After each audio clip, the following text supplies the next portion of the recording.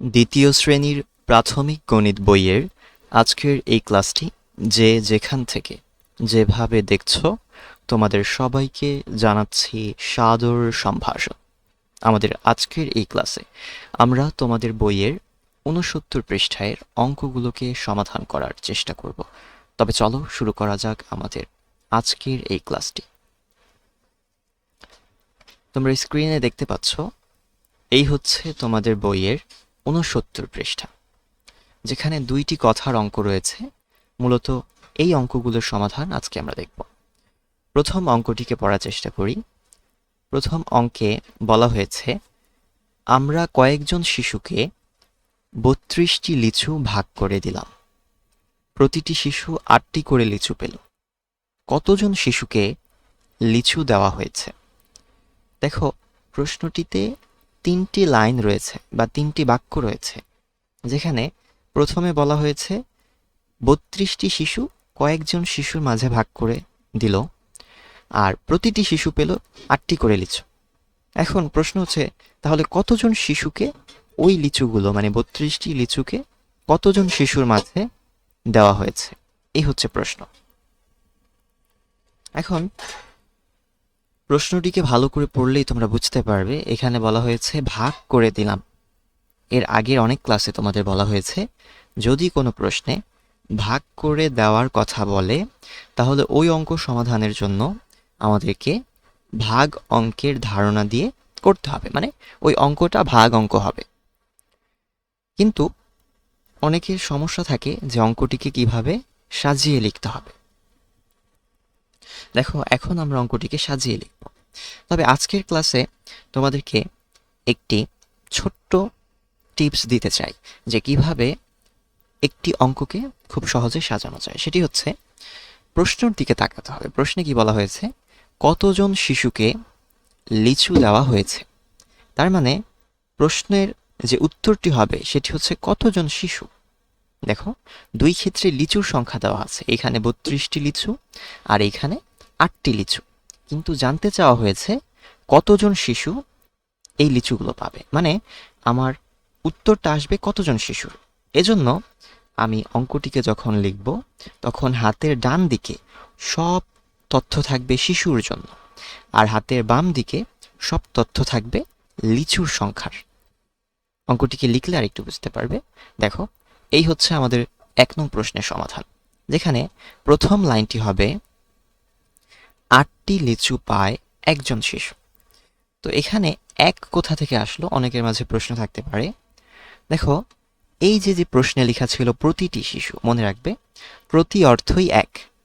তাহলে এখানে ছিল প্রতিটি শিশু ৮টি করে লিচু পেল, এজন্য আমি লিখেছি ৮টি লিচু পায় একজন শিশু।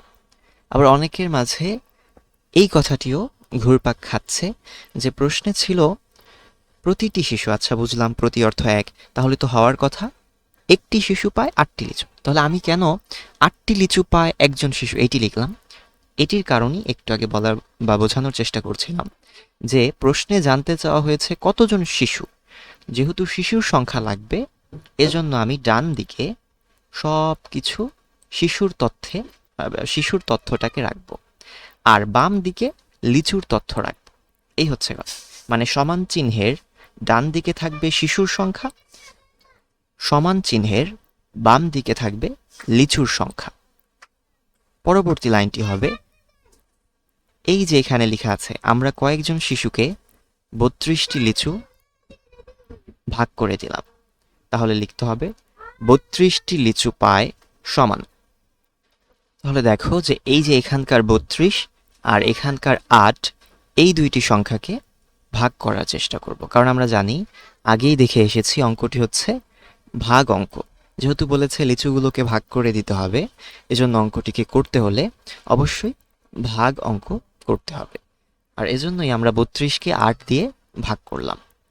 তাহলে এবার খাতার মধ্যে রাফ করতে হবে যে ৩২কে ৮ দিয়ে ভাগ করলে কত হয়। আমরা ৮-এর নামটা ৩২ পর্যন্ত গণার চেষ্টা করব। তাহলে দেখো, ৮-এর নামটা ৩২ পর্যন্ত পড়লে যেটি হবে ৪-৮ ৩২। তাহলে এই অঙ্কের উত্তরটি হচ্ছে ৪ জন শিশু। দেখো, আশা করছি যে বুঝতে পেরেছো আমি কি বলতে চাচ্ছি। আমাদের প্রশ্নে ছিল 32টি লিচু ভাগ করতে হবে, আর কতজন শিশুর মাঝে ভাগ করতে হবে সেটাই আমরা জানি না, মানে কতজন শিশু যে 32টি লিচু পাবে সেটি বের করতে হবে। আর আরেকটি তথ্য হচ্ছে একজন শিশুকে 8টি করে লিচু দেওয়া হয়েছে। যেহেতু শিশুর সংখ্যা বের করতে হবে, এজন্য আমি সমান চিহ্নের ডান দিকে সব তথ্য শিশুর সংখ্যা রাখার চেষ্টা করব। মানে সমান চিহ্নের যত তথ্য থাকবে সেখানে শিশুর সংখ্যা থাকবে, আর সমান চিহ্নের বাম দিকে যত তথ্য থাকবে সেখানে লিচুর সংখ্যা থাকবে। সবশেষে আমি 32কে 8 দিয়ে ভাগ করলে আমার কাঙ্ক্ষিত উত্তরে পৌঁছতে পারবো। তাহলে উত্তরটি হবে 4 জন শিশু। এই ছিল আমাদের প্রথম প্রশ্নের সমাধান। আশা করছি তোমরা বুঝতে পেরেছ। এবারে আমরা চলে যাব 2 নং প্রশ্নে। আগে দেখে আসি 2 নং প্রশ্নটি কি ছিল। তাহলে দেখো, এই হচ্ছে আমাদের 2 নং প্রশ্ন, যেখানে বলা হয়েছে একটি বিদ্যালয়ে শিক্ষার্থীদের পুরস্কারের জন্য 45টি খাতা আছে। যদি একজন শিক্ষার্থীকে 5টি খাতা দেওয়া হয় তবে কতজন শিক্ষার্থী পুরস্কার পাবে? এই প্রশ্নটিও আগের প্রশ্নের মতোই, শুধু তথ্যগুলো আলাদা। বোঝার চেষ্টা করি যে মোট খাতা ছিল 45টি, আর শিক্ষার্থী ছিল কতজন সেটা বের করতে হবে। আর এখানে আরও বলা হয়েছে একজন শিক্ষার্থী 5টি করে খাতা পাবে। তাহলে আবারও তোমরা চিন্তা করবে উত্তরে কি বের করতে হবে। উত্তরে বের করতে হবে শিক্ষার্থীর সংখ্যা। এজন্য আমি অঙ্কটিকে যখন সাজাবো তখন হাতের ডান দিকে বা সমান চিহ্নের ডান দিকে সব তথ্য থাকবে শিক্ষার্থীর সংখ্যার তথ্য, আর হাতের বাম দিকে সব তথ্য থাকবে খাতার সংখ্যার তথ্য। আশা করছি বুঝতে পারছো আমার কথা। তাহলে এবার দেখো, আমরা অঙ্কটিকে সাজিয়ে লেখার চেষ্টা করব। আমরা চলে যাচ্ছি 2 নং প্রশ্নের সমাধানে।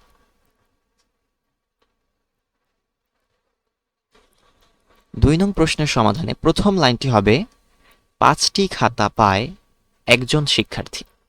দেখো, স্পষ্টত এই প্রশ্নের মধ্যে এই কথাগুলো লেখা আছে, যদি একজন শিক্ষার্থীকে 5টি খাতা দেওয়া হয়। সেখান থেকে আমি লিখেছি যে 5টি খাতা পায় একজন শিক্ষার্থী। কেন শিক্ষার্থী ডান দিকে আর খাতার সংখ্যা বাম দিকে সেটা নিশ্চয়ই তোমরা বুঝতে পেরেছ।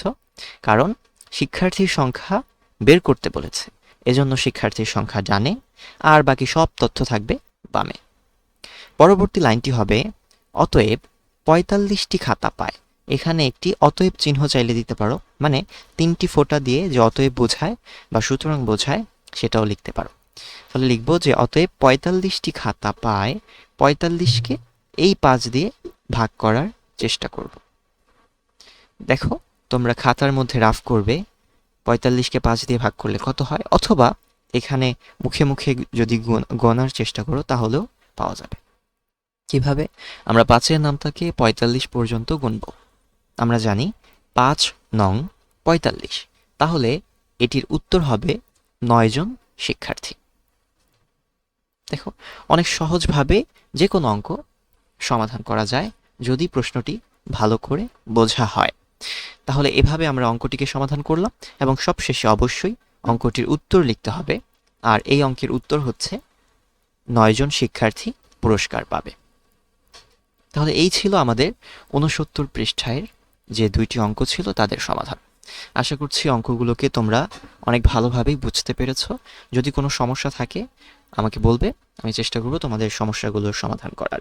আমরা এই সম্পূর্ণ ক্লাসটি থেকে একটা বিষয় ভালো করে শিখলাম, সেটি হচ্ছে যদি প্রশ্নের মধ্যে শিশুর সংখ্যা চাওয়া হয় তাহলে আমি সমান চিহ্নের ডান দিকে শিশুর সংখ্যা রাখার চেষ্টা করব। প্রশ্নে যদি শিক্ষার্থীর সংখ্যা জানতে চাওয়া হয় তাহলে সমান চিহ্নের ডান দিকে শিক্ষার্থীর সংখ্যা রাখব, আর বাকি সব তথ্য বাম দিকে থাকবে। এভাবে যে কোনো অঙ্কের সমাধান আমরা করতে পারব। আজকের এই ক্লাসটি এ পর্যন্তই। পরবর্তী ক্লাসে নতুন কোনো টপিক নিয়ে আবারও দেখা হবে। সে পর্যন্ত সকলেই ভালো থাকবে, সুস্থ থাকবে। আর এতক্ষণ পর্যন্ত ধৈর্য সহকারে যারা সম্পূর্ণ ক্লাসটি দেখলে তোমাদের সবাইকে জানাচ্ছি অসংখ্য ধন্যবাদ।